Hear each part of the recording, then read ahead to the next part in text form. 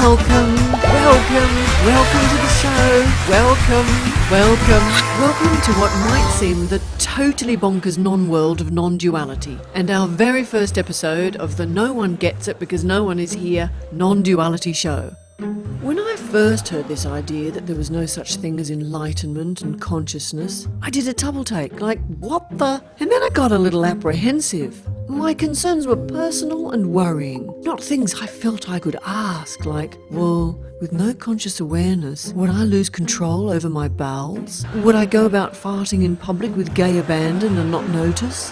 What if I had no awareness of the need to pluck a stray hair out from my chin? But then the plus side, if I don't have conscious awareness, would I no longer be aware that my husband is annoying? And shouldn't I prepare myself if I'm going to lose awareness? Like lose those extra pounds? Or quickly do those things on my bucket list first in readiness? It turns out, the ability to do those things or not is just what's happening. And no one is married because there is no one. And annoyance can still happen. So now, I want to introduce my two guests this evening. Daryl, the neuroscientist, and by the looks of it he has brought in a brain, and non-dualist speaker Freddie, who has no message for us at all.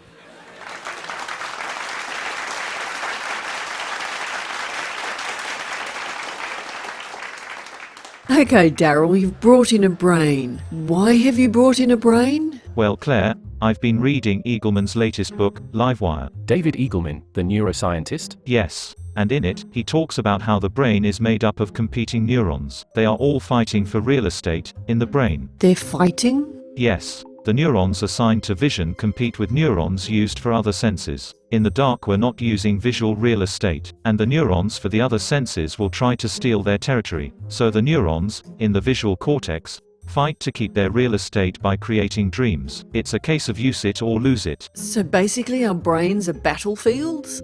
Yes, it's territory wars between the neurons. So when seekers are trying to quieten down the mind to find their true self as silence, they're actually provoking a turf war between neurons. That's my understanding of it. So much for aiming for a silent mind. And neuroscientists haven't been able to find consciousness inside the brain, have they? That's right. Possibly because there isn't consciousness there at all. There are neurons firing, but we don't experience those firings as firings.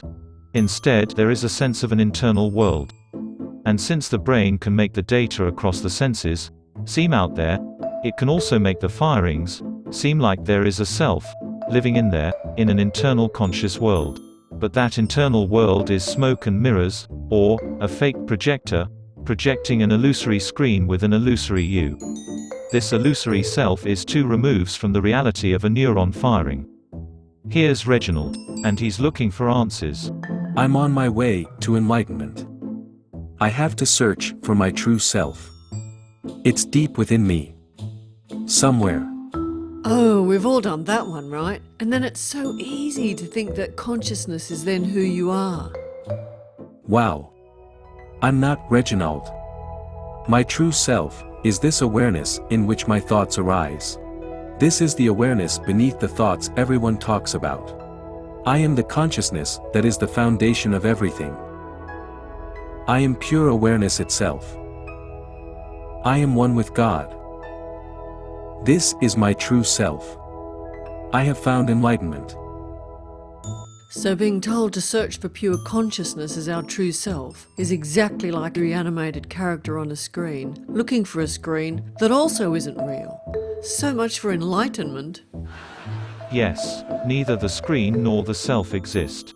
And that character on the screen can't see the firings, nor see the screen, and is itself not actually there. But I feel so real. I feel like I'm a conscious being. It feels like I live in time and space, and everything is happening to me. Oh no. It's only me who sees things in terms of duality. This is terrible. I'm made up of smoke and mirrors. Oh fuck.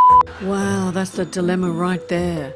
The illusory self can only see itself as a real and separate conscious being. And it's not real. And consciousness as a screen isn't real. And it's only when that whole energetic setup seemingly crumbles That it's somehow obvious there's always only wholeness appearing, as everything. Yes, that's why there's no message for anyone, because there is just this as wholeness, appearing as it is, with no one really separate, who's having an actual conscious experience. It's made up of smoke and mirrors.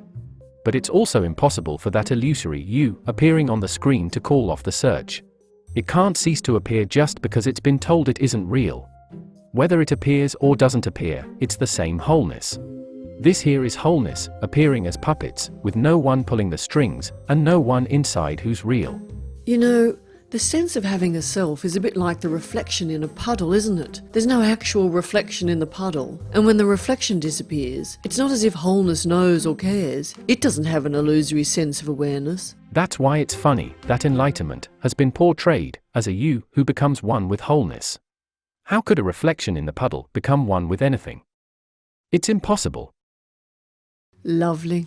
Well, what can I say? Thank you, Freddie. Thank you, Daryl, for not being here. And thank you, audience. See you next episode.